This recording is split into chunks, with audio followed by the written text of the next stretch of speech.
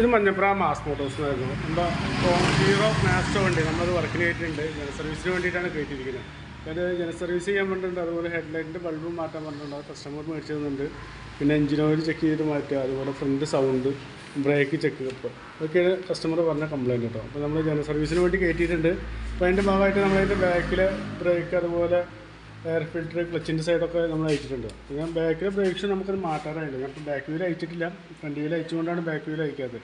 അപ്പോൾ ആ front വീലൊക്കെ set ചെയ്ത് കഴിഞ്ഞിട്ട് നമുക്ക് ബാക്കിൽ വീൽ അയച്ചിട്ട് അതിൻ്റെ ബാക്കിലെ ബ്രേക്സ് മാറ്റാറായില്ല. അതിന് മാക്സിമം അഡ്ജസ്റ്റ്മെൻറ്റ് ആയിട്ടുണ്ട്.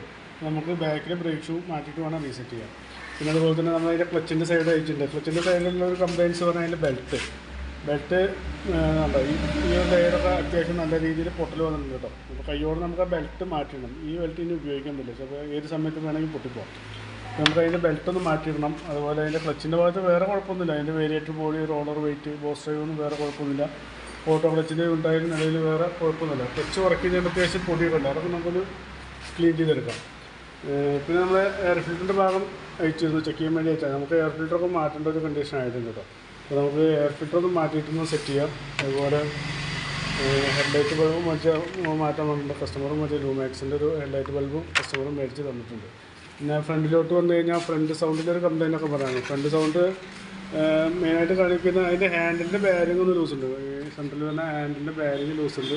അത് നമുക്ക് അഡ്ജസ്റ്റ് ചെയ്യാൻ പറ്റും, അത് അഡ്ജസ്റ്റ് ചെയ്താൽ. പിന്നെ അതുപോലെ തന്നെ അതിൻ്റെ ബുഷുകൾ, സോക്കപ്സിൻ്റെ ബുഷുകളൊക്കെ പോയി കിടക്കണം. ബുഷൊക്കെ നല്ല രീതിയിൽ പ്ലേ ആയി കിടക്കണം. അപ്പോൾ ഈ സോക്കപ്സിൻ്റെ ബുഷ് മാറ്റണം. ഒരു ലിങ്ക് ബുഷ് നല്ല രീതിയിൽ പ്ലേ ഇല്ല. ലിങ്ക് ബുഷ് മാറ്റിയിട്ട് വേണം നമുക്ക് റീസെറ്റ് ചെയ്യാം. എന്നാലാണ് ആ ഫ്രണ്ട് സൗണ്ട് ക്ലിയർ ആവുള്ളൂ കേട്ടോ. ഫ്രണ്ടിലെ ബ്രേക്കിൻ്റെ കേബിളൊന്നും നിലയിൽ വേറെ കുഴപ്പമൊന്നുമില്ല, നമുക്ക് അതിനെ ഉപയോഗിക്കാം, വേറെ കുഴപ്പമൊന്നുമില്ല. പിന്നെ നമ്മൾ അതിൻ്റെ ബാറ്ററിയുടെ ഭാഗം ചെക്ക് ചെയ്തുകൊണ്ട് ബാറ്ററി ഇരിക്കുന്നത് 2022 ബാറ്ററിയാണ്, ആമറോണിൻ്റെ ബാറ്ററിയാണ്. അപ്പോൾ നിലയിലൊക്കെ സെൽഫ് വർക്കിംഗ് ആണ്. എന്നാലും ബാറ്ററിയുടെ കണ്ടീഷൻ കൂടി ഒന്ന് ചെക്ക് ചെയ്ത് പോകുന്നുണ്ട്. 13 വോൾട്ട് വരെ ബാറ്ററി വോൾട്ട് എടുക്കുന്നുണ്ട്. അത് ടെസ്റ്റ് റോഡിലേക്ക് കൊടുക്കുമ്പോൾ 8.625 ആ റേഞ്ചിലോട്ട് താഴോട്ട് വരുന്നുണ്ടോ. അപ്പോൾ ഏകദേശം ബാറ്ററി ഒരു കംപ്ലൈൻറ്റിൻ്റെ സ്റ്റേജ് എത്തിയിട്ടുണ്ട്.